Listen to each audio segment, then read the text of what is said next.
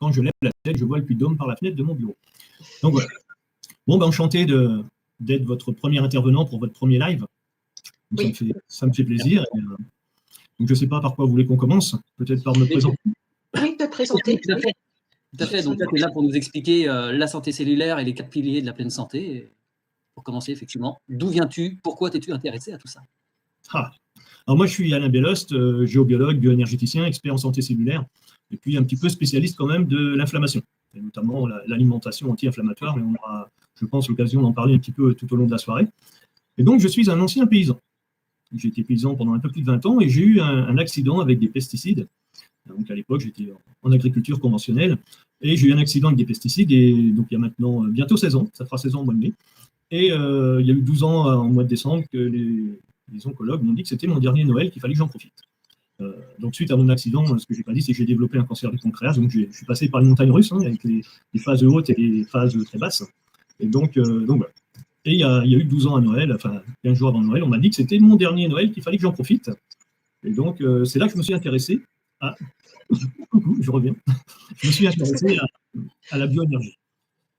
La première chose, c'est que quand on m'a dit que c'était mon dernier Noël, j'ai dit j'arrête tout, je prenais 18 comprimés chimiques par jour, et puis je suis passé à l'homéopathie, et puis l'acupuncture. Pourquoi? Parce que je faisais déjà ça sur mes animaux, et j'ai dit, tiens, vu que ça marche sur les animaux, que c'est pas placebo, quoique, on pourra en dire un petit mot après, je me suis lancé dans l'aventure, je me suis attaché les services d'un grand homéopathe, et puis je me suis intéressé surtout aux soins énergétiques, et en tant que paysan, donc quand il t'arrive un problème comme ça, j'ai senti le besoin, même si on m'avait donné une date de fin, d'avoir des projets. Et puis au moins, ça m'occupait la tête. Et je voyais qu'il se passait des choses dans le sous-sol, mais je ne comprenais pas quoi, en tant que paysan. Je voyais que les animaux repéraient des choses, moi aussi, on voyait qu'il se passait des choses, mais quoi? Pas d'explication. Donc comme j'ai fait des études scientifiques avant d'être paysan, j'aime bien comprendre les choses. Donc je suis parti à l'école française de géobiologie pendant un an, me former à Nantes. Et puis, quand j'ai vu ce que les problèmes géobiologiques pouvaient apporter sur la santé des gens, j'ai dit on fait quoi? On va dire aux gens qu'ils vont mourir soit d'un AVC ou d'un cancer. Ils m'ont dit non, si tu veux, il faut aller à Paris, passer un master de bioénergie nutrition. Donc la nutrition ne m'intéressait pas du tout. J'étais comme beaucoup. Je pensais connaître la nutrition, glucides, lipides, protides. Et heureusement que ce n'était pas une option parce que ça m'a apporté beaucoup de choses quand même. Et donc à 40 ans, j'ai repris les études et puis je suis parti à Paris et me voici devenu bioénergéticien. Donc la base de la bioénergie, c'est la médecine traditionnelle chinoise. Et très vite, donc j'ai travaillé sur moi, forcément.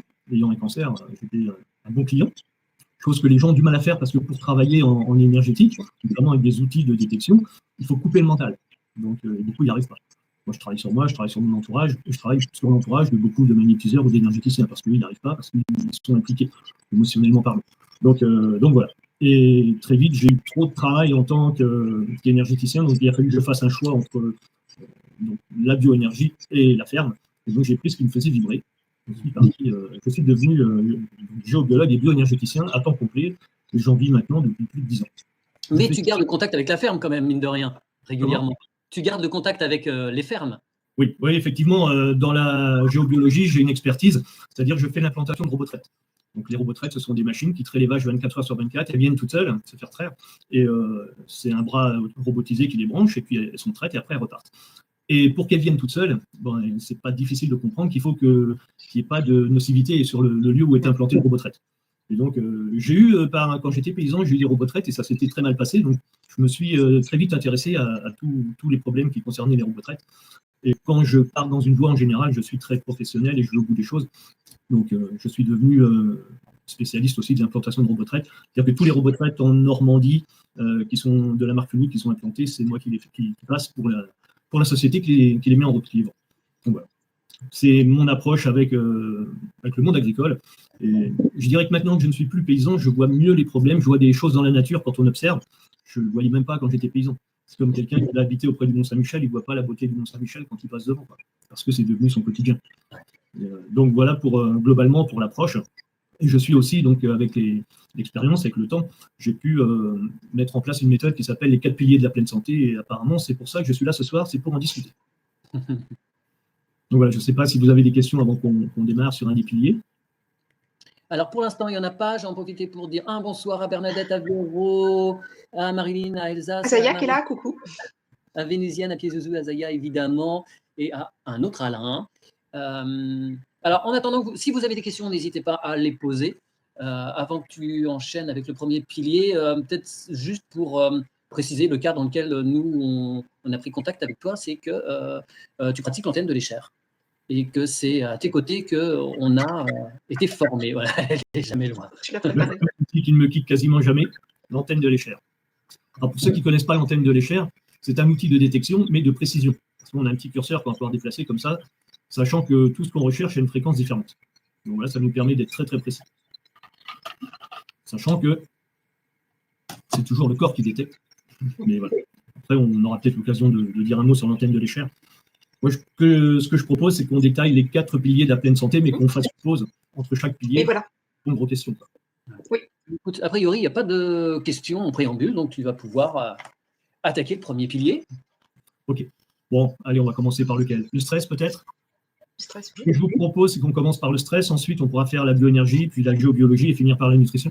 Ouais. De toute façon, Très bien. vous allez voir que tout est lié. Hein, parce que c'est dommage, je n'ai pas mon affiche ici, mais il y a les 4 piliers de la pleine santé, et au centre, il y a la pleine santé. Donc c'est comme une chaise qui a 4 pieds. Hein. Si on enlève un pied, on va avoir du mal à tenir. Il n'y en a pas un qui est plus important que les autres, même si on a l'impression parfois qu'il y en a qui ont plus d'incidence sur la santé. C'est peut-être le cas en ce moment, je vois de plus en plus avec le stress. C'est en train de prendre énormément d'importance, énormément d'ampleur, surtout depuis le Covid. Le départ de la montée de stress, j'ai trouvé ça à partir du 2e confinement, et notamment chez des jeunes, chez des adolescents. Là, je vais repartir bientôt en Normandie, là, j'ai plusieurs cas d'adolescents à faire. Et ça, j'en faisais jamais avant. Et depuis le 2e confinement, c'est quand même devenu pas mal. Les jeunes n'ont plus trop de repères, ils sont un peu perdus. Donc, ouais. Alors, au niveau du stress, j'ai pris quelques petites notes pour aller essayer d'éviter d'oublier trop de choses. Il y a tellement à dire. On va essayer de faire court quand même. Le stress est une réponse naturelle de notre corps face à une agression. Donc, on a 2 types de stress. Il y a le stress aigu et puis le stress chronique. Globalement, le stress aigu, ça va être, même le stress en général, c'est une réaction du corps qui va nous faire soit fuir, soit combattre. On parle toujours de ces 2 réactions-là. Mais normalement, quand on a ce genre de réaction, ça doit être juste temporaire, ce qu'on appelle aigu. Si tu as besoin de fuir, tes poumons vont s'accélérer, ton foie va libérer un peu plus de sucre, et puis tu vas pouvoir avoir beaucoup plus d'énergie pour fuir. Pour combattre, c'est pareil, tu as besoin de beaucoup d'énergie. Mais normalement, une fois que le combat ou la fuite est terminé, on est censé redescendre. Notre niveau de stress. Il n'est pas fait pour être sous stress permanent, ce qu'on appelle le stress chronique. Et là, c'est de plus en plus, dans nos sociétés modernes, c'est que ça. Les gens sont sous stress chronique. C'est-à-dire, il y a des personnes qui, le matin, ont la boule au ventre pour partir au travail. Moi, je suis content de me lever pour aller bosser, hein, mais c'est pas le cas de tout le monde. Moi, je dis chouette, il y a du travail, il y a des gens à aider. Je fais, comme je disais tout à l'heure, ce qui me fait vibrer. Vous verrez qu'on va parler quasiment que de vibration. Et donc, il y a des gens, eux, c'est la boule au ventre qui vont travailler, c'est quand ils voient leurs collègues, ça va pas bien. Il y a énormément de vampirisme énergétique, on aura peut-être le temps d'en reparler plus tard. Mais donc, ils sont sous stress continu. Et puis, quand ils rentrent chez eux, c'est la vie de famille, c'est la fatigue du boulot, parce que le stress va venir nous épuiser, même c'est plus que de la fatigue, c'est l'épuisement. L'épuisement mental et moral est beaucoup plus impactant que l'épuisement physique, donc la fatigue physique. Donc, on parle même d'asthénie, hein, c'est une grosse fatigue qui est due au stress. Et donc, le problème de ce stress aigu, c'est qu'il va... aigu, on va passer l'aigu, on va aller au chronique, mais c'est qu'on a constamment du cortisol qui est produit par nos glandes surrénales. Donc, au bout d'un moment, on va avoir une fatigue au niveau numéro 1. Mais donc, ce cortisol, qu'est-ce qu'il va faire? C'est qu'il va aller au niveau de notre foie, déclencher une libération de glycogène. Donc, on va remettre du sucre dans le sang, on va remonter en glycémie, le pancréas va relibérer de l'insuline parce qu'on ne peut pas stocker du sucre dans le sang. Quand il y en a trop, qu'on est en hyperglycémie, donc le pancréas libère de l'insuline. L'insuline, elle vient pour quoi faire? Pour rentrer le sucre dans les cellules. Et souvent, c'est sous forme de gras. On ne peut pas stocker du sucre comme ça dans les cellules, donc on va stocker sous forme de gras. C'est pour ça que les gens, souvent qui sont stressés, prennent du poids. Il y en a, rien que de regarder le menu du restaurant, ils prennent 2 kilos. Donc ça, c'est impactant déjà au niveau du poids. Ça crée aussi beaucoup d'inflammation dans le sang. Et ça, le problème de l'inflammation, c'est qu'on va venir réduire le volume des artères, enfin le diamètre des artères. On va épaissir le sang. On va durcir toutes les membranes cellulaires. Et du coup, les nutriments vont mal rentrer. Et surtout, les toxines ne vont pas sortir. Les toxines qui ne sortent pas, ça crée de l'acidification, donc de l'acide lactique. Donc là, l'acidité va développer une maladie qu'on connaît bien, hélas, c'est le cancer. Toutes ces toxines qui ne vont pas sortir, ça crée des tumeurs. Alors, quand je parle des toxines, qu'est-ce que c'est qu'une toxine? En fait, il faut visualiser comme si on mettait une bûche dans la cheminée, il y a de la cendre. Nous, on met des nutriments, enfin des aliments dans le corps, et ça devient des nutriments. Et quand les nutriments, dans un cycle de Krebs, sont censés se transformer en ATP, en acide triphosphate. Et donc, on a des nodules triphosphate, donc il y a du sucre et puis des acides. Et là, il y a un déchet métabolique. Donc, dans un cycle normal, on va obtenir 32 molécules d'ATP, de sucre, d'énergie pour faire fonctionner la mitochondrie, donc le corps. Et dans un cycle de Krebs qui est perturbé, on n'a que 2 molécules d'ATP. Le reste, c'est du déchet, c'est de la toxine. Donc, c'est pour ça qu'il faut aussi éviter d'avoir trop de stress, parce qu'on va perturber ce fameux cycle de Krebs. Et donc, on va avoir une transformation énergétique, un métabolisme, si on peut dire, très, très réduit. On parle souvent de métabolisme bloqué, souvent c'est plutôt réduit, très réduit. Mais du coup, on ne transforme pas les nutriments qui entrent dans le corps en énergie. Donc globalement, voilà ce que crée le stress au niveau du corps. Et après, comment gérer le stress? Parce que c'est bien qu'il y ait du stress, on sait qu'il y a du stress, mais comment on gère? Ça va être beaucoup par des exercices respiratoires. Notamment, on a la cohérence cardiaque qui marche bien. On a la respiration carrée aussi.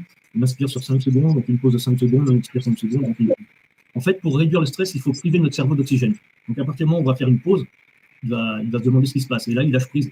Et donc, il revient un petit peu à essayer de comprendre ce qui se passe. Et c'est comme ça qu'on arrive un petit peu à réduire notre niveau de stress. Et bien ça, on va avoir l'imagerie mentale guidée. C'est-à-dire qu'on va voir des choses. Il faut savoir qu'on ne peut pas penser une chose qui est positive et une chose qui est négative à la fois. Donc à chaque fois qu'on est stressé ou qu'on vit une situation négative, à la place, il faut penser à quelque chose de positif. Toujours dans la fin du cerveau. Voilà, il faut hacker notre cerveau, puis il faut faire remonter notre taux énergétique. On ne peut pas être stressé quand on a un taux d'énergie élevé. Donc, en fait, on va voir tout au long de la soirée, mais c'est une question d'énergie. L'énergie, c'est l'équilibre. Donc, quand vous avez un taux vibratoire qui est élevé et qu'il y a quelque chose qui est bas, qui vibre bas, qui arrive, vous n'êtes pas sur la même longueur d'onde, donc vous ne pouvez pas entrer en résonance avec le problème. Vous n'allez pas attraper le virus, vous n'allez pas développer une maladie. Donc, on essaiera d'y venir en dernier. C'est pour ça que j'ai mis la nutrition à la fin, parce qu'il y a des points intéressants à voir. Et donc, c'est une question, il faut toujours avoir une vibration élevée. Ça, et puis après, voilà ce que je disais, c'est que ça crée énormément d'inflammation dans le corps, donc il faudra aller vers une alimentation anti-inflammatoire. Donc globalement, il y a aussi un autre point très important, la marche. La marche dans la nature. Sur un tapis de marche, ça ne va pas vous donner grand-chose. Et si vous allez marcher dans la nature, vous allez voir que votre niveau de stress il va baisser. Globalement, quand les gens reviennent de marcher dans la nature, ils disent « ça m'a vidé la tête ». Cette expression-là, à l'instant, c'est vraiment, on a évacué des choses qui étaient là-haut et qui n'avaient pas à faire là-haut. Donc voilà, on se vide la tête quand on va marcher dans la nature. Et un autre phénomène qui est important quand on va marcher dans la nature, c'est le fait de marcher. Donc qui dit marcher dit des chocs, il y a des petits chocs, et ça permet de pouvoir fixer le calcium dans le os, ce qu'on appelle l'ostéoblaste. Donc voilà ce que je peux dire rapidement sur le stress. Bien. Très bien, merci. C'est complexe comme ça, c'était rapide. Oui, c'est vrai que nous, on a eu. Oui, parce qu'il y a beaucoup de mots qui ne sont peut-être pas trop connus. Nous, bon, on est un peu initiés. Mais quand tu dis aussi mitochondrie, le cycle de Krebs, etc. Oui. L'intérêt de live, c'est que les gens peuvent le réécouter. Voilà. Le cycle de Krebs, même les médecins, quand ils sont dans leur cursus médical pour apprendre la médecine, ils en peuvent plus. Ça, c'est le truc qu'ils ne veulent pas voir. C'est vraiment le truc numéro 1 qu'ils ne veulent pas voir. Globalement, ce qu'il faut savoir, c'est qu'ils rentrent des nutriments, des aliments sont transformés en nutriments, et les nutriments sont transformés en énergie. Voilà. Et donc, soit le cycle de transformation est bon, soit il est mauvais, et dans ces cas-là, on va aller plus rapidement vers un cancer, parce qu'il va y avoir de l'acidification qui va se faire. Et donc, on sait bien que le problème, souvent, les gens parlent souvent d'équilibre acido-basique. Ça, c'est très connu, mais il n'y a pas que ça dans la santé. Donc voilà, globalement, pour le stress. Alors écoute, il n'y a pas de question par rapport au stress. C'est un phénomène connu en soi, mais même si on n'a pas toujours les solutions à apporter, en tout cas, tu en as apporté quelques-unes, tu en as proposé quelques-unes qui sont simples à mettre en œuvre. Oui, alors ça, c'est dans mes accompagnements, c'est des choses que je partage. C'est-à-dire j'ai des vidéos sur les différents exercices de respiration, sur l'imagerie mentale guidée. D'autres, c'est comment s'auto-guérir. Il y a plein de choses. Mais si on rentre dans le détail, on sera encore là demain matin à 4 heures. Donc, oui. Alors, il y a une question de Brigitte. Combien de temps faudrait-il faire la cohérence cardiaque? Tout dépend du temps que vous avez à y accorder. En fait, il faudrait faire au moins 3 à 5 minutes. Idéalement 5 minutes. Mais si vous avez 10 ou 15 minutes à y passer, c'est peut-être même mieux de faire. Alors, nous, ce n'est pas la cohérence cardiaque qu'on fait faire le plus, c'est la respiration et ce qu'on appelle SB2. Mais ça, si on pouvait faire ça avant chaque repas, ce serait top. On en a pour moins de 3 minutes. Et avant chaque repas, ça permet déjà de baisser le stress avant de manger. Et quand on mange sous stress, on va stresser aussi le corps. Donc, et le moment du repas, effectivement, ça doit être un moment zen. Mais on essaiera peut-être d'en parler après. Un repas, normalement, il faut manger au moins 20 minutes. Un repas qui est pris au moins de 20 minutes, on n'a pas l'effet satiété, on a d'autres effets négatifs sur le corps. Donc, il faut vraiment prendre le temps, il faut se poser. Et je sais qu'aujourd'hui, les gens, ils ont 30 minutes pour manger, donc il y en a qui ne mangent pas sur place. C'est compliqué. Aujourd'hui, c'est très compliqué. Et surtout, il y a un phénomène qui se passe, c'est que souvent le soir, c'est là qu'on a le plus de temps, donc c'est là qu'on va manger le plus, parce qu'on va avoir le temps de manger, et c'est là qu'il faut faire le moins. Donc, on verra ça sur la partie nutrition si on a le temps d'en parler. Mais bon, quand tu vois certaines conventions collectives de certaines professions, ouais, tu as 30 minutes, donc va prendre ton temps là-dedans. C'est compliqué. On pourrait faire une soirée sur chaque thème et on n'irait pas au cœur du problème.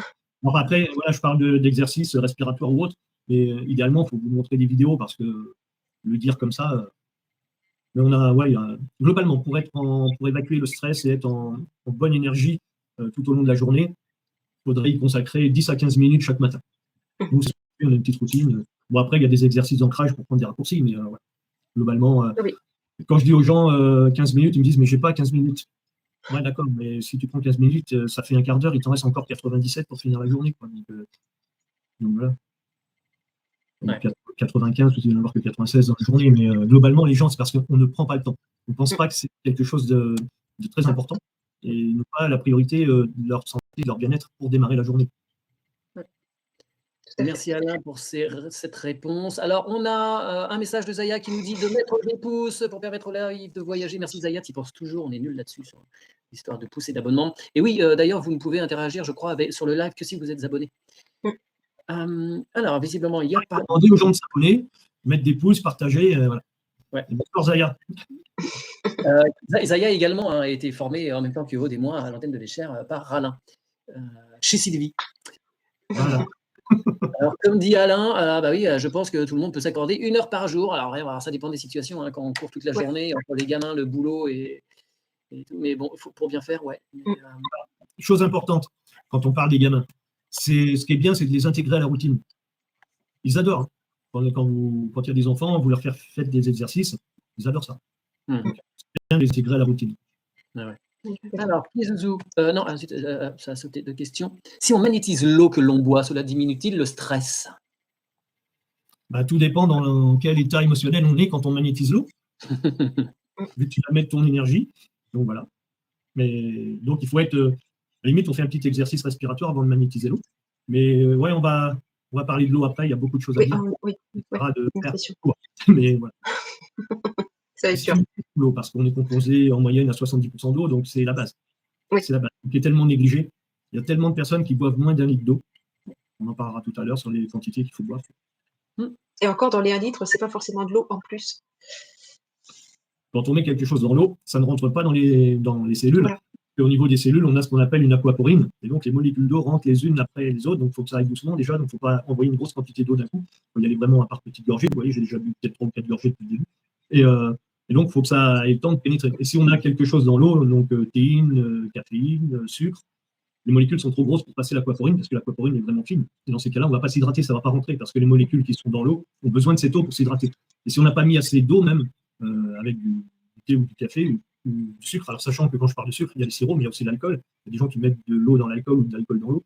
Et donc, parfois, ça va même aspirer, par osmose inverse, l'eau qui est dans la cellule. Donc, en buvant de l'eau qui a quelque chose dedans, on peut se déshydrater. Ouais. C'est ça que souvent, après, à la limite, quand on boit un café, parfois, on a soif après. Il y a certains endroits, on vous met un café, on vous met à côté un verre d'eau. Oui. Voilà. Alors, Martine nous demande, bonsoir, pouvez-vous citer un exercice? Bon, on a cité... on a dit la cohérence cardiaque. La cohérence cardiaque, oui. La cohérence cardiaque. Après, on a, nous, celle qu'on appelle la SB2, donc Stress Breaking Breathing. Donc, la respiration qui casse le stress, c'est un terme américain, qui nous a été enseigné par les Américains. Mais il y en a plein. On a la respiration donc carrée. Donc 5 secondes, 5, 5, 5. Donc on inspire 5 secondes, on bloque 5 secondes, on expire 5 secondes, on bloque 5 secondes, on fait plusieurs cycles comme ça. Ça fait bizarre au début, il faut un coup de main, il faut prendre le temps de s'adapter. Alors, surtout, ce qu'il faut, c'est pas. Parce que les gens, quand ils vont faire un exercice de respiration, ils vont commencer à respirer fort. Donc si tu respires trop vite, tu vas te trouver bloqué à un moment donné. Donc voilà, il faut y aller doucement. Et quand on expire, c'est pareil, on expire doucement. Le but d'une respiration pour calmer le stress, c'est d'adoucir les choses. Donc il faut aller doucement. On inspire doucement, on expire doucement. Après, celle qu'on appelle la SB2, donc on inspire par une narine, on souffle par la bouche en pinçant les lèvres, mais vraiment bien pincé pour développer les alvéoles pulmonaires. Parce que ça monte en pression, donc on développe bien les alvéoles pulmonaires. Il faut savoir que quand on parle, dans la journée, comme ça, globalement, on utilise 1 demi-litre d'air. Et suivant les personnes, on a entre 4 et 7 litres de contenance pulmonaire, de capacité pulmonaire. Donc, tout l'air qui n'est pas renouvelé, c'est de l'air qui est pollué, quoi. Donc, il faut faire des exercices respiratoires. Notamment, 3 fois par jour, vider les poumons à fond pendant 3 fois de suite. Et puis, donc, on vide, on souffle jusqu'à ce qu'on ne puisse plus. De toute façon, il n'y a pas de souci. Dès qu'on arrête d'expirer, on reprend de l'air. Et puis, donc, on réinspire. On fait ça 3 fois de suite, 3 fois par jour. Mais forcément, il faut faire ça dans un environnement qui n'est pas pollué, quoi. Parce que si on commence à faire ça à la sortie du collège, derrière les bus scolaires qui fument noir, ça va pas être mieux, quoi. Donc, globalement, voilà, pour les exercices respiratoires. Alors, il y a une autre question d'Alain. Du coup, moi, j'ai acheté de la Contrex. Améliorer en magnésium, c'est pas bon? Alors, je ne sais pas si on va faire de la pub là. Du coup, j'avais prévu qu'on parlerait de l'eau entre la géobiologie et la nutrition, mais on va continuer. De toute façon, on va le faire à un moment donné, donc allons-y, on va parler d'eau. Alors, pourquoi? Alors, Contrex pour améliorer en magnésium, c'est pas bon. Alors, déjà, de l'eau en bouteille, dans une bouteille en plastique, qu'est-ce qu'il y a de plus? C'est du plastique. Ça, c'est le premier point. Ensuite, qu'est-ce qu'on regarde dans l'eau? C'est les résidus secs à 180 degrés. Pour la santé, le top du top, on ne devrait pas dépasser 50. Puis, on a placé le cursus à 100. Moi, je dis qu'à 130 parce qu'il y a la Volvic à 130, et comme je suis en Auvergne, donc on a la Volvic. En fait, en Auvergne, on a plein d'eau, mais ce n'est pas la Volvic, c'est parce que il y a beaucoup de personnes qui aiment le goût de la Volvic. La Volvic, on est à 130 mg de résidus par litre. Et il faut savoir qu'il y a 65 bouts d'eau différents. Mais il faut lire l'étiquette déjà. Donc, idéalement, allez, on va dire on s'arrête à 130 mg de résidus par litre. C'est quoi les résidus? C'est-à-dire qu'on va prendre 1 litre d'eau, on chauffe, on pèse les résidus qui restent. Donc, on chauffe à 180 degrés et on pèse les résidus qui restent. Donc, ça, c'est la première chose. Celle qui en contient le moins, ça va être la Monrocou, qui va être à 22. Après, on a la Montcalm, on a la Rosée d'Arène, on a la Rondine, chez une marque distributeur qui est Intermarché. On va avoir l'Accueil, qu'on va trouver chez Leclerc. Et on va la trouver aussi sous le nom EcoPlus, chez Leclerc. La EcoPlus, c'est de l'Accueil. L'Accueil, c'est à 8 km de chez moi. Et après, on va avoir la Barbier, la Voneur, ça, c'est des eaux qu'on va trouver chez Carrefour. Et globalement, il y a des bonnes eaux chez tous les distributeurs. Puis, il y a quelques grandes marques. Alors, on a la Montblanc aussi, qui a 105 mg de résidus. Et puis, je disais tout à l'heure, la Volvic, on est à 130. Donc, voilà. Ça, c'est pour les minéraux. Mais les minéraux, c'est quoi dans l'eau? En fait, c'est des roches. Un minéral, c'est de la roche. C'est rien d'autre. Et nous, on n'est pas capable de synthétiser de la roche. Globalement, si on manque de silicium, je vous invite à manger une cuillère à café ou à soupe de sable, c'est de la silice, c'est du silicium, vous verrez le lendemain matin ce qui se passe. Vous trouverez tout dans le pot de chambre. Donc, on n'est pas capable de synthétiser le minéral. Donc, il faut manger, quand on veut se reminéraliser, on mange la plante qui a poussé sur le minéral. La plante, elle est ce qu'on appelle autotrophe. Donc, avec ses racines, via la photosynthèse, elle est capable de capter les minéraux et les rendre biodisponibles. Et nous, quand on va venir manger la plante, on va se reminéraliser. Mais on ne se reminéralise pas avec les minéraux qu'il y a dans l'eau. Qu'est-ce qu'on fait? On abîme nos reins, c'est tout. Donc voilà, globalement. Et sur les eaux, quand on va regarder, il y a même, c'est une grande supercherie, l'eau. Hein. On voit avec la cristalline. Normalement, ce qu'on doit mettre en premier, ce qu'ils doivent mettre en gros sur la bouteille, c'est le nom de la source, pas le nom de la marque. La cristalline, elle vient de 17 sources différentes. Et ce que vous voyez, c'est cristalline. Regardez, vous verrez sur les bouteilles de cristalline, le nom de la source, il est inscrit. Et en gros, il respecte la loi, mais en bleu sur bleu. Et cristalline, lui, il est écrit en bleu sur blanc ou blanc sur bleu. Quoi. Mais, donc, on voit que cristalline. Mais en fait, le nom de la source, il est bien marqué. Mais c'est important parce qu'en fait, suivant les sources, on a certaines qui sont polluées. Cristalline, la source Louise, qui est dans l'est de la France, qui est la plus polluée de France. Et si ça se savait, les gens, ils regarderaient sur la bouteille et la source Louise, ils n'achèteraient pas cette eau-là. Mais globalement, voilà, il faut faire attention d'où ça vient. Il faut surtout respecter les résidus. Après, sur l'accueil, donc, je disais, il y a l'EcoPlus aussi, c'est la même eau. Par contre, la bouteille n'est pas de même qualité. Il y en a une, vous l'ouvrez, elle s'écrase. Celle qui est vendue sous la marque EcoPlus. Donc, quand une bouteille s'écrase comme ça, rien que sous la main, je ne suis pas sûr que le plastique soit de très bonne qualité. À mon avis, on doit retrouver pas mal de nanoparticules dans l'eau. Je vais vous en montrer une que j'ai là. La Kézak, ça, c'est des bouteilles qui font 1,15 litre. C'est la source d'Iva, donc le village où est la source, il s'appelle Kézak. Donc, ils ne sont pas allés chercher bien loin. Et comme souvent, hein, on donne le nom de l'eau, la marque de l'eau, c'est le nom de la ville. Et là-bas, pour garantir 1,15 litre dans la bouteille, puisque la réglementation vous oblige à garantir une certaine quantité à la fin du délai de consommation, donc c'est 1 an pour l'eau, chez nous, hein, parce que vous allez aux États-Unis, il n'y a pas de date, mais en France, tout est normé, donc au bout d'1 an, on doit garantir l'eau, la quantité d'eau dans la bouteille. Et là, sur des bouteilles d'1,15 litre, ils mettent 1,18 litre pour avoir 1,15 litre au bout d'1 an. Donc, c'est qu'il y a bien des échanges qui se font quelque part. En plus, tous les lots doivent être analysés parce qu'il faut qu'ils soient propres à la consommation. Donc, le temps que ce soit analysé, toutes les bouteilles sont stockées à l'air libre dans la cour. Et eux, ils mettent un film autour, mais ce n'est pas le cas de toutes les marques. Même avec un film autour, des choses qui se passent quand même. Donc, c'est toujours stocké en extérieur, donc avec le soleil, la lune, les câbles électriques des lampadaires dans les cours de supermarché. Voilà. Donc là encore, si je précise ça, c'est en fait, quand on prend l'exemple d'une tranchée, si vous voulez amener l'eau et l'électricité à votre maison, si vous mettez ça dans la même tranchée, on va vous demander de mettre 40 cm entre l'eau et l'électricité. Pourquoi? Parce que le champ électromagnétique de l'électricité, le câble électrique, passe dans l'eau.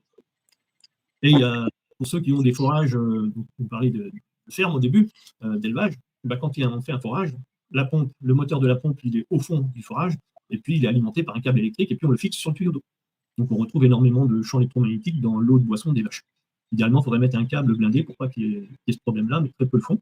Moi, je le fais faire à des gens après, aux agriculteurs, mais donc, voilà. Et nous, ce qui nous embête après, c'est dans l'eau d'induction. Donc on voit qu'avec l'eau de forage, il y a un problème. Donc, parce qu'il y a des gens qui ont des forages, qui ont des puits, puis ils mettent une pompe. Alors s'il y a l'énergie, on a un problème.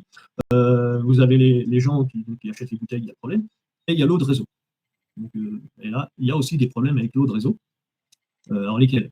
Déjà, il y a beaucoup de flux d'eau dans les réseaux et on a des entrées de bactéries. Bon, pas de crainte, il y a du chlore. Donc le chlore, qu'est-ce qu'il fait? Il va venir tuer la vie. C'est un biocide. Et c'est pour ça que le filtre d'Arquet est interdit aux États-Unis, parce qu'avec l'argent colloïdal, on vient tuer la vie, et donc c'est un pesticide, c'est un biocide. Et donc on va mettre un biocide. Alors s'il est capable de tuer des bactéries, des virus, qu'est-ce qui se passe dans notre corps? En fait, le problème du chlore, c'est qu'il va venir dérégler la glande pituitaire et la glande pinéale. Donc il y a des gros problèmes de santé à cause de ça. Il faut savoir que le chlore est aussi oxydant que la chimiothérapie et les rayons. C'est ce qu'il y a de plus oxydant. Alors on dira peut-être un mot après dans la bioélectronique de Vincent pour expliquer un peu, mais les gens essayent de comprendre. Mais globalement, on sait ce que c'est que l'oxydation. Une maladie qu'on connaît très bien, qui est une maladie d'oxydation, c'est le cancer. Il n'y a pas d'oxydation, il n'y a pas de cancer. Il n'y a pas d'inflammation, il n'y a pas de cancer. Mais ça, on verra ça, on essaiera d'en parler un petit peu plus tard. Et on n'est pas là pour tout ce que je dis, voilà, il ne faut pas le prendre comme c'est pas un acte médical, ce ne sont pas des données de santé que je vous donne, ce sont juste des choses qui ont été mesurées. Hein. Après, il y a plein de médecins qui ont écrit des livres là-dessus, mais ce n'est pas parce que je vous dis que le chlore peut entraîner potentiellement un cancer qu'il faut aller faire un procès au maire de votre commune parce que vous avez développé un cancer et dire que ça vient de l'eau de la ville. Il faut savoir que du chlore, vous mettez 20 centilitres de chlore, vous donnez ça à un bœuf, il meurt sur le coup. Hein. Mais là, c'est dilué dans des gros volumes d'eau. Et maintenant, il n'y a pas que du chlore, il y a plein de matières qui sont mises dans l'eau, c'est hallucinant. Et en général, tous ceux qui font ça, qui travaillent aux communautés de communes ou à l'assainissement, quand ils voient tous les produits qu'il y a de mis, ils boivent plus d'eau du robinet. Mais c'est comme ça dans plein d'entreprises, dans plein de secteurs. Moi, je connais des gars du chocolat, ils en mangent plus. Alors justement, pardon, je t'en prie, Alain. Tant qu'on est sur l'eau, je voudrais une chose aussi, c'est la quantité qu'il faut boire. Tiens, mettez dans les commentaires quelle quantité d'eau il faut boire. Sauf Zaya. Je ne sais pas s'il y en a qui savent à peu près combien il faut boire d'eau. On va attendre des réponses. Avant qu'ils répondent, j'ai une question. Et plusieurs questions de Oyin, mais là, je pense qu'il faut rebondir sur celle-ci. Existe-t-il des techniques fiables pour nettoyer ou filtrer l'eau? Oui. Il en existe. Après, il y a deux choses dans l'eau qu'il faut faire. Donc, il faut la purifier. Et il faudrait, là, on va dire l'énergétiser, parce que si on parle de dynamiser, de structurer, on peut dynamiser, on peut mettre de l'énergie, c'est la même chose. Mais la structurer, c'est un mot qui est devenu un petit peu courant. Et en fait, quand on parle de structure de l'eau, c'est plutôt l'eau liquide, la vapeur et puis les glaçons, la glace. Quoi. La structure, c'est vraiment l'état. Mais bon, c'est passé dans le langage courant. Mais oui, alors, pour filtrer l'eau, effectivement, alors il y a plein de systèmes pour filtrer l'eau. Et il faut vraiment filtrer très très fin. Hein. On est en 0,5 microns pour filtrer l'eau, pour que ce soit effectif. Et donc, ce qui est bien, c'est d'utiliser des systèmes qui vont filtrer, mais qui en même temps vont créer un vortex, donc vont donner de l'énergie à l'eau. L'eau dans la nature, elle coule jamais plate, quoi. Elle tourne toujours. Et moi, je fais du kayak, et pour remonter les cours d'eau, on remonte sur les bords. Parce que l'eau, comme elle tourne comme ça nous aide à remonter. Force moins. Mais c'est important d'avoir toujours un système qui va dynamiser l'eau. Si on n'a rien sous la main, et même si on n'a pas de système de filtration, on va tirer l'eau du robinet à l'avance, on va laisser à l'air libre, dans une carafe en verre, si possible. Ne remettez jamais de l'eau dans des bouteilles. Les bouteilles, en dessous, elles ont un petit triangle avec un numéro, c'est numéro 1, c'est-à-dire c'est usage unique. Parce que sinon, là, après, vous pouvez dégrader encore plus le plastique. Mais donc, vous tirez l'eau du robinet dans une carafe, et puis, vous laissez à l'air libre, le chlore va s'évaporer, il est très instable. Et puis, avant de la boire, vous prenez une spatule en bois et vous tournez dans le sens inverse des aiguilles d'une montre. Ça crée ce qu'on appelle un vortex, comme si l'eau était dans la nature. Et là, le restant du chlore va s'évaporer, et puis on va avoir une eau qui va être structurée, qui va créer ce qu'on appelle des clusters. Donc ça, c'est une eau qui est compatible avec la vie. Par contre, il va nous rester des résidus dedans. C'est pour ça que le mieux, c'est de la filtrer. Il y a différents systèmes de filtres. Il y en a qui ne sont pas chers, qu'on vise sur le robinet. Ça s'appelle, la marque, c'est Geyser, c'est le filtre SR. C'est pas très cher. Et puis, ça peut rendre des grands services. Après, vous avez des carafes filtrantes. La plus connue étant la Brita, et ça, c'est poubelle. En fait, elle acidifie l'eau, déjà, première chose. Et il faudrait changer les filtres toutes les 2 semaines sur une Brita. Après, il y a d'autres carafes qui sont moins connues, mais beaucoup plus efficaces. Mais là encore, le problème de la carafe filtrante, c'est que je connais très peu de gens qui changent les filtres en heure remontée. L'autre jour, j'ai quelqu'un qui m'a appelé, il me dit, il faudrait un filtre. Ah, je dis, ouais, c'est bizarre, elle n'en a jamais commandé. Mais l'eau ne passait plus à travers le filtre. Donc, c'est pour ça que vous voulez changer le filtre. Là, pour dire, c'est pas la peine de la filtrer, parce que là, tu arrives à un point que tu vas reprendre ce que tu as filtré pendant des semaines et des semaines. En fait, quand on sait qu'on ne va pas changer les filtres, il ne faut pas acheter un appareil dans lequel il y a des filtres. Et donc, l'appareil sans filtre, j'en connais pas. Pour filtrer l'eau, il faut des filtres. Mais voilà. Sinon, il faudrait prendre l'eau en bouteille et puis choisir qu'est-ce qui est le mieux, le plastique ou les pesticides. Alors, je dis un mot pesticide intéressant. Souvent, alors, la commune est censée vous fournir une analyse d'eau tous les ans. Et on voit dedans, alors on voit nitrate, ça c'est l'azote, quoi. Et puis on voit les différents pesticides. Et puis tout. On trouve, suivant les endroits de France, si on répertorie toutes les molécules chimiques qu'on trouve dans l'eau, il y en a à peu près 200. Sur les 200, il y en a 43 d'origine agricole. Tout le reste, ce sont les médicaments. On prend les médicaments, on absorbe entre 20 et 25% de la matière active et tout le reste se retrouve dans les WC. Et puis après, quand on tire la chasse, forcément, il faut bien que ça reparte quelque part. Donc voilà. Donc, il ne faut pas tirer que sur le paysan. Tout le monde a des progrès à faire. Et surtout qu'en France, on est les premiers consommateurs de médicaments d'Europe, et notamment les antidépresseurs. Donc, le stress, tout à l'heure, on parlait du stress, on peut le gérer autrement que par des médicaments. Ouais. Alors, par rapport aux réponses, on a de tout. 1 litre, 1,5 litre, 2, 3. Alors, il y a certainement des bonnes réponses et plusieurs. Ouais. Est-ce que quelqu'un qui fait 100 kilos a les mêmes besoins que quelqu'un qui en fait 50? Ben non, bien sûr. Tout le monde nous dit, voilà, il faut boire 1,5 litre. Ben non, il faut boire 30 millilitres par kilo. Donc, quelqu'un qui fait 100 kilos, c'est 3 litres. Quelqu'un qui fait 50, c'est 1,5 litre. 20 litres, c'est pas lourd. On est sur du 33 kilos. Ouais. Mais non, c'est important de bien boire. Alors après, idéalement, le matin, au réveil, un bon verre d'eau, on peut mettre du citron, on peut mettre du vinaigre de cidre. Le vinaigre de cidre étant mieux, parce qu'il fait plus de choses que le citron dans l'organisme. Mais non pasteurisé. Bien, non pasteurisé. Ouais, parce que la pasteurisation va venir flinguer les vitamines, mais surtout les probiotiques. Dans un vinaigre de cidre, idéalement bio, non pasteurisé, il y a ce qu'on appelle dedans des probiotiques et surtout des prébiotiques. On a les deux. On a les deux, comme c'est issu par la fermentation, on a des probiotiques. Donc, eux, c'est très bien parce qu'ils vont venir ensemencer le côlon. Donc, ça va nous permettre de mieux capter les nutriments qui passent dans le côlon. Et puis, ils vont amener ce qu'on appelle des prébiotiques. Donc, les prébiotiques, ce sont des fibres. On les voit en suspension dans le vinaigre. On en voit aussi dans le citron. Et donc, ça permet de reproduire, ça fait la reproduction des probiotiques. Donc, il faut toujours prébiotiques et probiotiques pour avoir le bon nombre de bactéries saines pour la santé, donc les grammes plus, pour avoir des intestins qui fonctionnent bien, sachant qu'on dit toujours que les intestins, c'est le deuxième cerveau. Et on en revient encore avec le stress. Toujours, toute l'inflammation intestinale, c'est très très mauvais parce que dans les intestins, on a entre 65 et 90% des hormones qui prennent naissance dans le tractus intestinal. Après, ils remontent au cerveau via le nerf vague. Donc, c'est important que les intestins soient propres. Ah, c'est mon chien. Et par rapport au citron, tu vois, alors je me souviens, moi j'avais un pH assez acide parce qu'on avait investi dans un bioscan, comme tu as également. Et pendant 2 mois, 2 mois et demi, j'ai pris un verre de citron le matin, les bouteilles, là, les grandes bouteilles d'1 litre, là, on achète bio, même pas du citron frais. En 2 mois, j'avais plus d'acidité, j'étais revenu dans le basique. C'est hyper efficace. Oui, alors en fait, le citron a cet avantage-là, c'est qu'il a un goût acide, mais il a un effet basique dans le corps. Il fait monter le pH. Ça, c'est bien. Et aussi, alors, au niveau de l'eau, donc le grand verre d'eau du matin pour éliminer les toxines qui ont été évacuées des cellules pendant la nuit. Globalement, donc le foie, il va se remettre à métaboliser. Là, quand on regarde sur des courbes, on est à 4h30, 5h du matin. Alors, comment je me suis rendu compte de l'heure? C'est parce que quand j'avais un capteur de glycémie, même si tu ne manges pas, c'est bon, moi je ne mange pas à 4h, ta glycémie, elle se met à monter.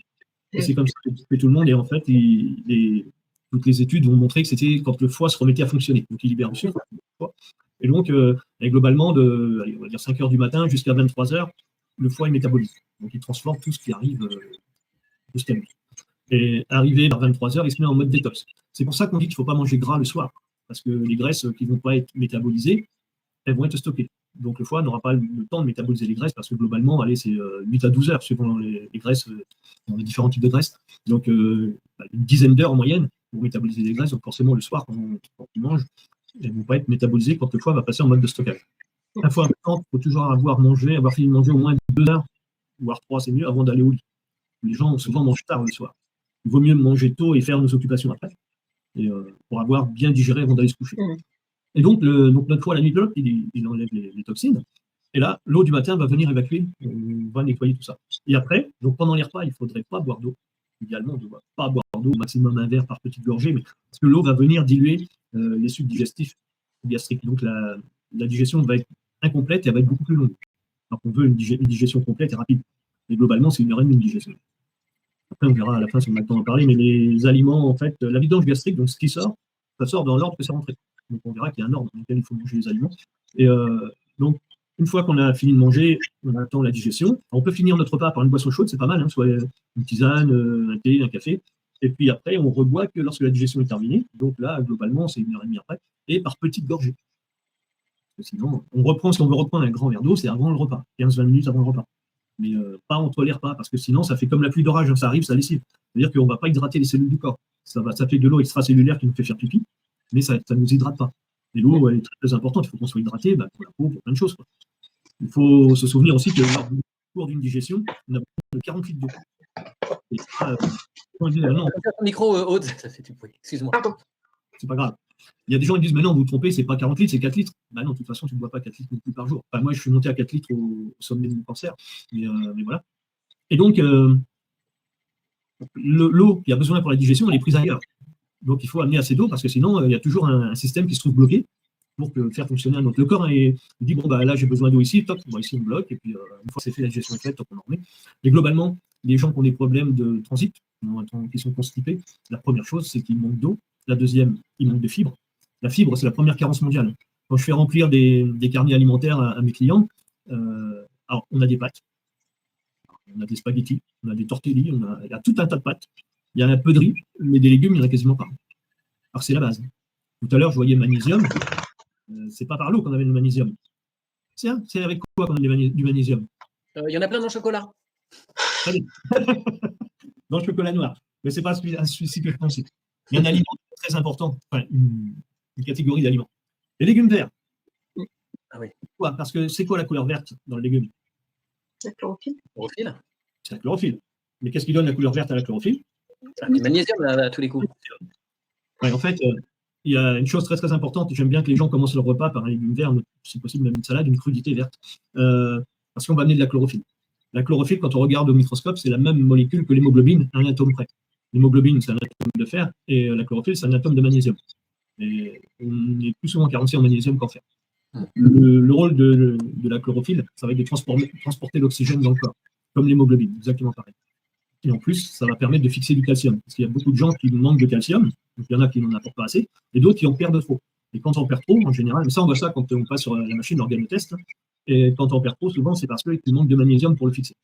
Ou alors, moins bien, c'est que tu as des métaux lourds, arsenic ou mercure sur les os, ça empêche le calcium de se fixer. Donc voilà pour l'eau. Alors après, ouais, il y a différents. On parlait de filtres, les filtres simples, et après il y a les osmoseurs inverses.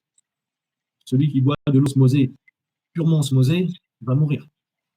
C'est une eau morte, donc elle a besoin de capter tout ce qu'on a dans le corps pour elle se recharger. On a besoin de minéraux dans l'eau pour transporter l'énergie. C'est les minéraux qui transportent l'électricité. L'énergie, c'est l'électricité. Et donc ça, c'est important. Donc maintenant, ce qu'ils font, c'est qu'ils remettent les cartouches après avoir osmosé l'eau. Donc soit ils mettent de la noix de coco, donc, du charbon de noix de coco, ou alors ils mettent de la coquille en général. Donc ils remettent du calcium pour transporter l'énergie dans le corps. Pourquoi du calcium? Calcium et magnésium, ce sont deux molécules qui sont très, basifiantes. Ce qui fait monter le pH dans le corps, c'est le calcium. Calcium et magnésium. Donc c'est pour ça qu'il vaut mieux déjà prendre du calcium et du magnésium plutôt que de chercher des machines type Fontaine-Kangen pour faire de l'eau très très haute en pH. idéalement, la Kangen, je crois qu'elle démarre à les pH 2,5, elle va jusqu'à 11, 11 ou 11,5. Le 11, 11,5, c'est fait pour dégraisser les tables de cuisson. Pourquoi? Parce que le gras, c'est des acides gras. Les protéines, c'est des acides aminés, donc c'est acide. Alors que quand on va prendre un pH très très élevé, on va venir neutraliser les acides. Donc on va nettoyer. Il n'y a pas de souci, ça évite de prendre des produits. Mais quand tu mets ça dans le corps, ça vient te dégraisser. Ça t'enlève tes oméga, les oméga 3, les oméga 6, les oméga 9, et toutes les bonnes graisses dont on a besoin. Il y a des graisses saturées dont on a besoin. Il y a 11 acides gras qui sont essentiels au corps pour la santé. Donc si tu prends une eau à 11 de pH, tu te flingues la santé.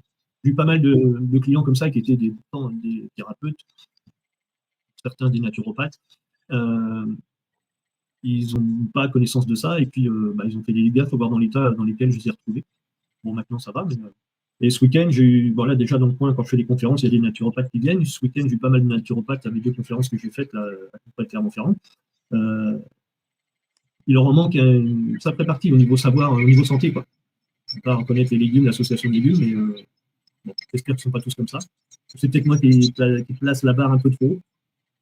Mais bon, je préfère diffuser ce que je connais que leur connaissance. Voilà.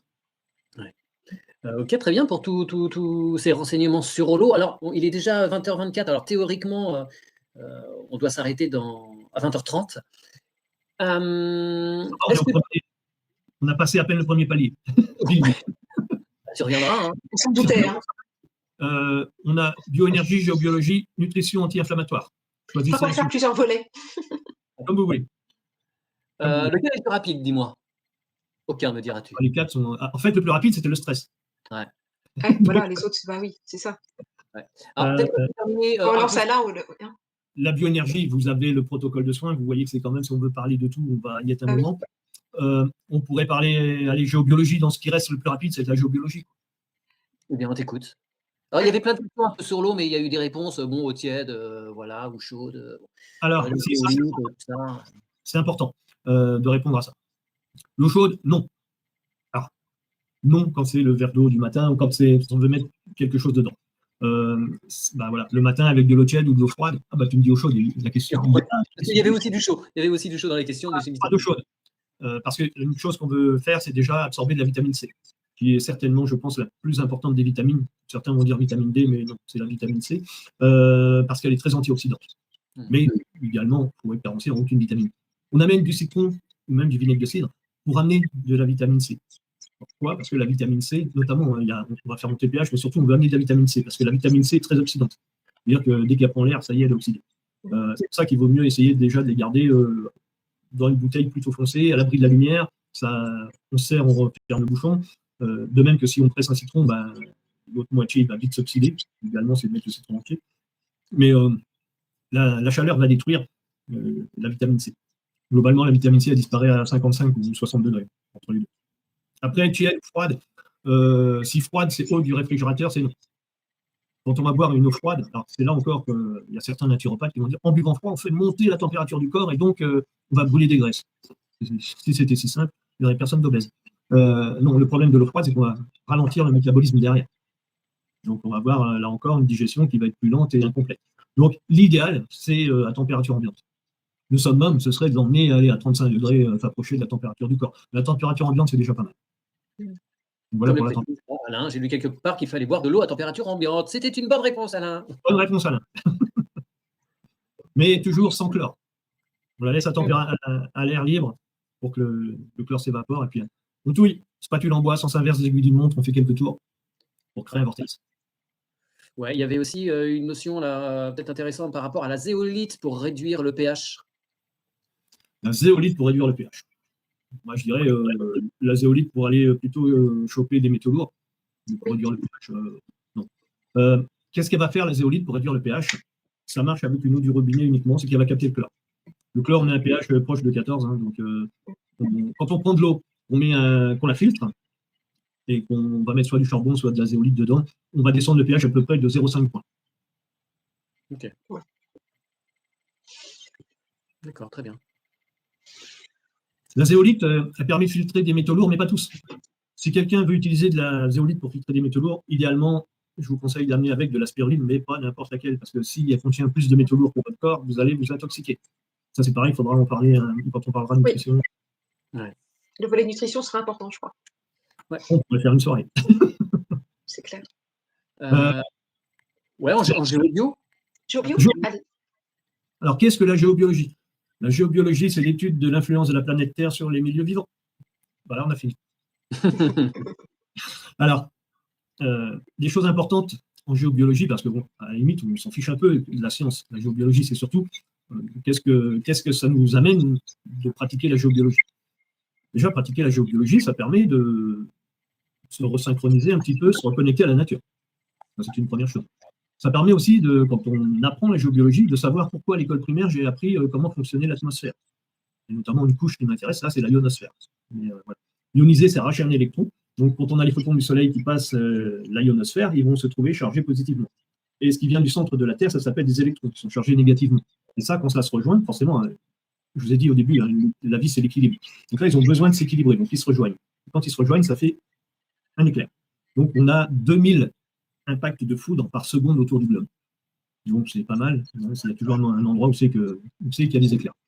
Et donc, tout ça parce que ça a besoin de s'équilibrer. Le fait qu'on dise qu'il y ait des électrons d'arrachés, les charges deviennent positives, dans le corps, c'est ce qu'on appelle un radical libre. Donc, qui dit radicaux libre, dit oxydation. Donc, à chaque fois qu'on a un électron qui a arraché une cellule, on se retrouve oxydé. Un peu plus. Mais on verra qu'il y a plein de choses qui nous oxydent. Donc, ça, c'est une première chose.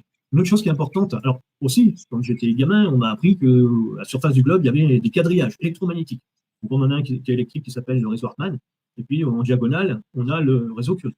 En grande diagonale aussi. Globalement, il y a un seul réseau qui est favorable à la santé, c'est le réseau solaire. Mais bon, il y en a un tous les 30 mètres sur 35 mètres. Donc, il n'y a que le croisement qui est bon pour la santé. Donc, c'est rare d'en trouver un dans sa maison ou dans son jardin. Ensuite, une chose qui est très, très importante, et on en a parlé, c'est l'eau. Donc, un géobiologue qui ne sait pas détecter l'eau, ce n'est pas la peine de faire appel à lui, parce que si ce n'est pas détecter l'eau sur un terrain, il va avoir des problèmes à détecter les 70% d'eau qu'il y a dans votre corps. Parce que là encore, on a des choses à travailler sur ce qu'on appelle les humeurs dans le corps. Donc, c'est l'eau, c'est le sang, c'est la lymphe, tout ce qui est liquide. Donc, voilà. Il faut faire attention aux gens avec qui on travaille. Après, il y a une autre chose aussi qui est importante en géobiologie, dire que ça fait partie de la géobiologie, c'est détecter des entités. Donc, les entités, il y en a une qui est importante et qu'il ne faut jamais enlever, c'est l'entité du lieu. C'est protecteur pour le lieu. Et puis, il y en a d'autres qui n'ont pas à faire là, qui sont dans les maisons. Alors, ça ne nous dérange pas. Hein. En général, ça ne nous dérange pas. C'est bien en général. Une entité est rarement maléfique, rarement mauvaise. Mais par contre, si vous attrapez une entité dans vos biochamps, ou alors nous, on peut en avoir une en nous, hein, mais là, on est plus dans la bioénergie. Mais si on en a une en nous, on est soit bipolaire, soit schizophrène. Mais on peut en attraper dans nos biochamps, ce que les gens appellent l'aura. Donc, on a le champ électrique, magnétique, thermique. Donc, si on en a dans nos biochamps, et que vous entrez, ne serait-ce que chez vous, et les entités qui sont là, depuis je ne sais combien d'années, ne vont pas forcément bien voir un truc qui arrive.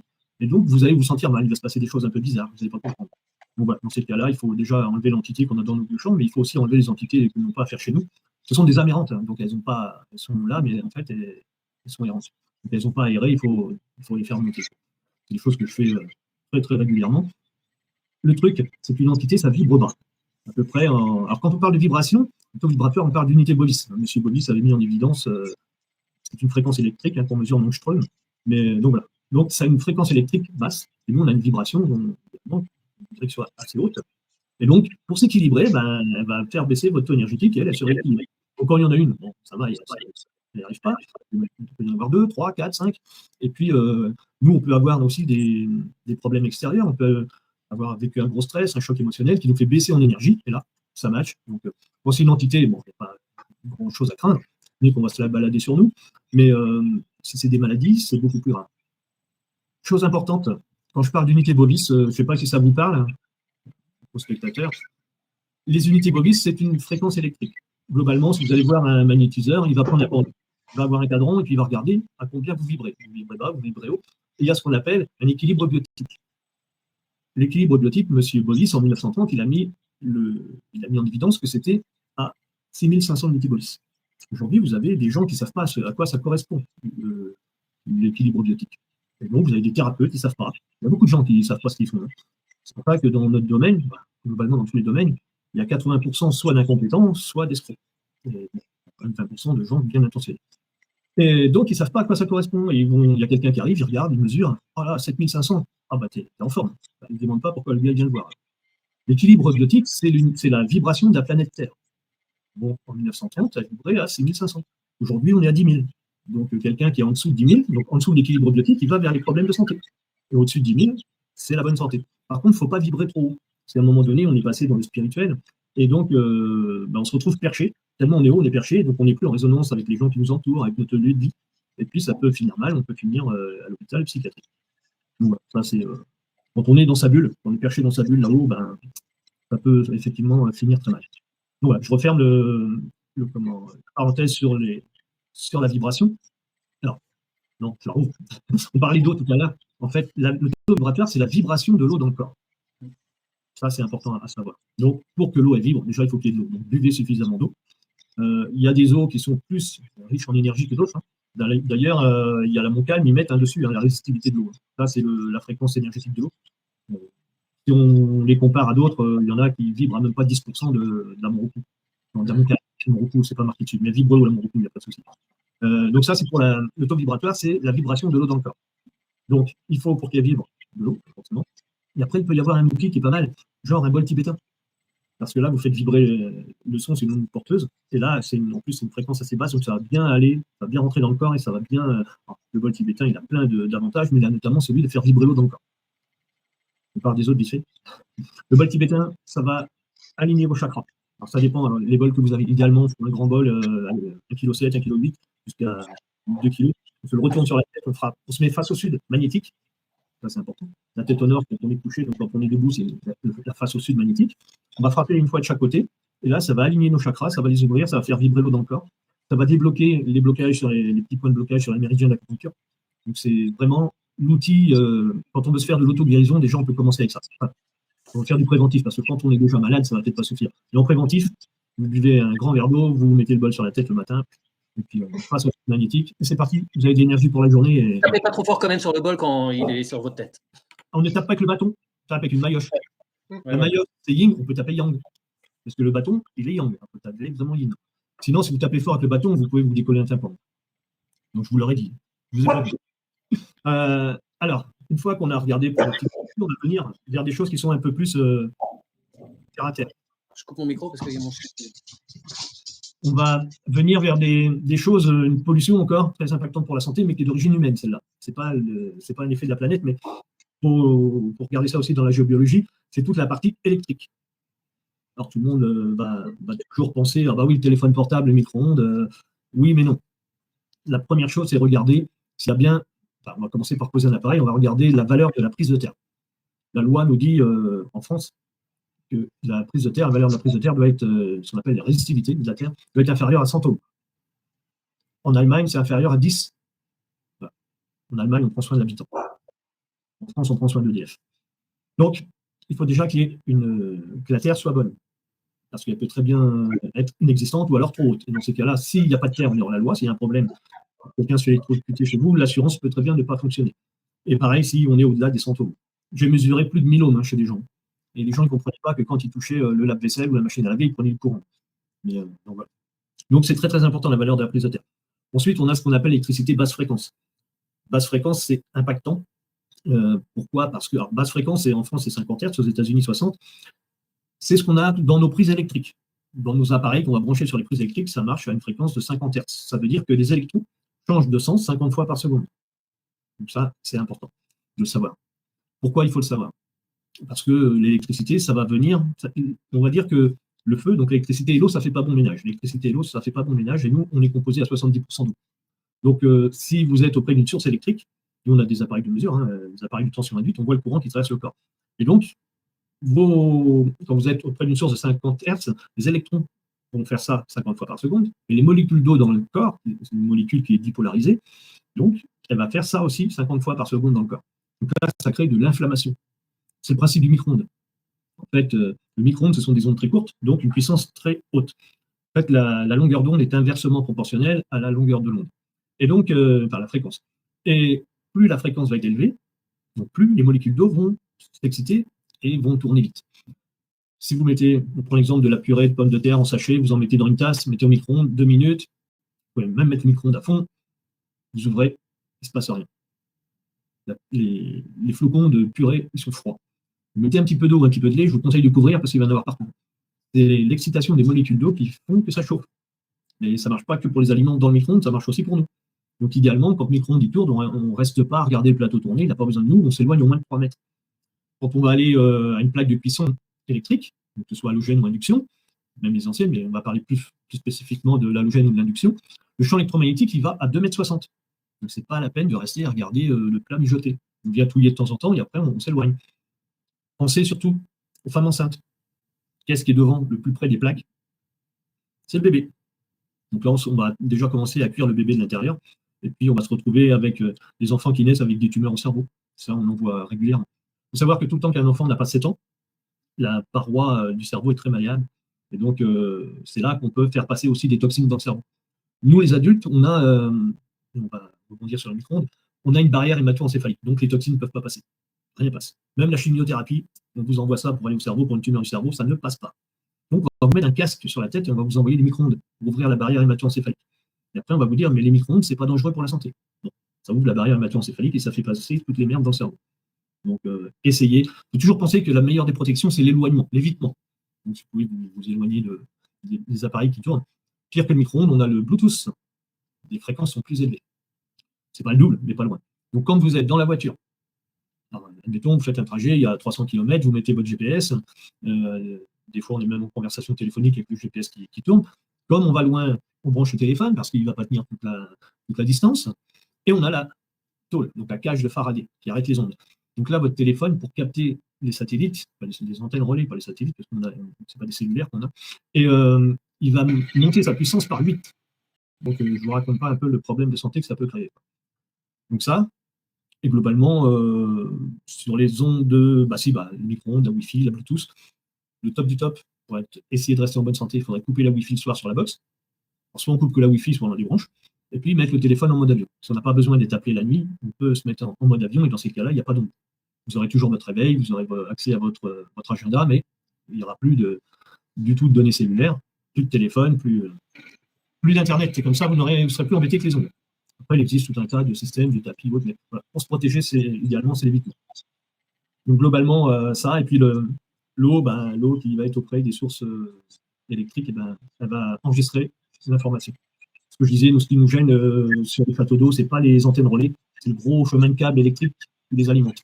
Parce que là, on fait passer l'information électromagnétique dans l'eau. Et si on voulait désinformer l'eau, il faut tourner dans le sens inverse des aiguilles d'une montre pendant 3 minutes 30.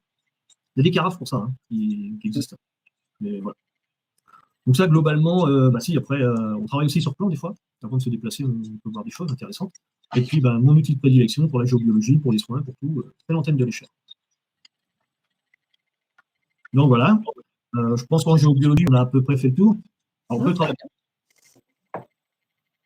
Pardon, non, je t'écoute. Des questions sur la... Alors, il n'y a pas de questions. Alors, je vois qu'il est 45, il va falloir qu'on s'arrête. Mais non, il n'y a pas de questions. En tout cas, si vous en avez, je les noterai et on pourra reprendre aux questions en géobio pour la prochaine fois. La prochaine fois, il restera la bioénergie, donc les soins. Donc la base de la bioénergie, c'est la médecine traditionnelle chinoise, mais bon, il y a autre chose.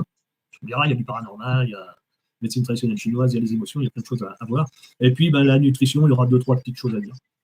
Sur la nutrition anti-inflammatoire, parce que moi, je fais la santé. Je ne fais pas la beauté, je fais la santé. Mais en général, ça va te faire. Pour finir, est-ce que tu as des salons là où les gens pourraient venir te voir les prochains week-ends? J'en ai des conférences. Ouais. J'en ai un dimanche prochain au Marthe d'Artière auprès de Clermont-Ferrand, mais il n'y aura pas de conférence, c'est un salon que de thérapeutes. Après, vous me retrouverez à faire des conférences, je ne sais plus, 16 ou 17. Enfin, le week-end de mi-mai. Donc je ne sais plus si c'est 16, 17 ou 17, 18. Je serai dans le Calvados, le domaine de la Ballandrie. Donc c'est pareil, s'il y a des gens intéressés, il faudrait que je donne. C'est auprès de Caen. Ce sera les 17 et 18. Hein? Mi-mai, ce sera 17 et 18. Voilà, 17-18. Donc là, normalement, je pense qu'il y aura 2 conférences. Je pense qu'elles seront toutes les deux sur l'inflammation. Mais 2 conférences différentes, parce qu'on ne peut pas tout dire dans la même. Le week-end dernier, j'en ai fait 2 sur l'inflammation, 2 différentes, et on a fait 3 heures, un peu plus de 3 heures en tout. Et on n'a pas tout dit encore. Donc, ouais. Mais oui, comme vous avez pu le voir, Alain est une mine d'informations. Il peut développer des heures et des heures sur un sujet. Voilà, c'est pour ça que. Là, ça a été très concis. En général, rien que sur l'eau, en général, c'est 1h30. Mais, voilà. Encore, on ne va pas au fond du problème. On n'a pas parlé que la planète, c'est 70% d'eau, dont seulement 1% d'eau non salée. Mais voilà, il y a plein de choses. Je ne vous ai pas dit que pour faire 1 kilo d'antibiotiques, il faut 4 millions de litres d'eau. Alors qu'il y en a des tout naturels. Et voilà, il y en a des naturels. Merci beaucoup, beaucoup, Alain. Et donc, Oui, merci beaucoup, Alain. Ouais, on verra peut-être le mois prochain si tu as des créneaux. Et merci à toutes les personnes qui nous ont écoutés. Merci à toutes celles qui pourront écouter le live. Et je mettrai, tu auras transmis les liens sur ta chaîne YouTube, page Facebook, si tu l'entretiens encore un petit peu. Voilà, tous les moyens de communication pour te suivre. Je les mettrai dans la description sous la vidéo, dès que possible. Ok, parfait. Merci. Merci à toi. Et bonne soirée. Merci beaucoup. Bonne soirée à tous.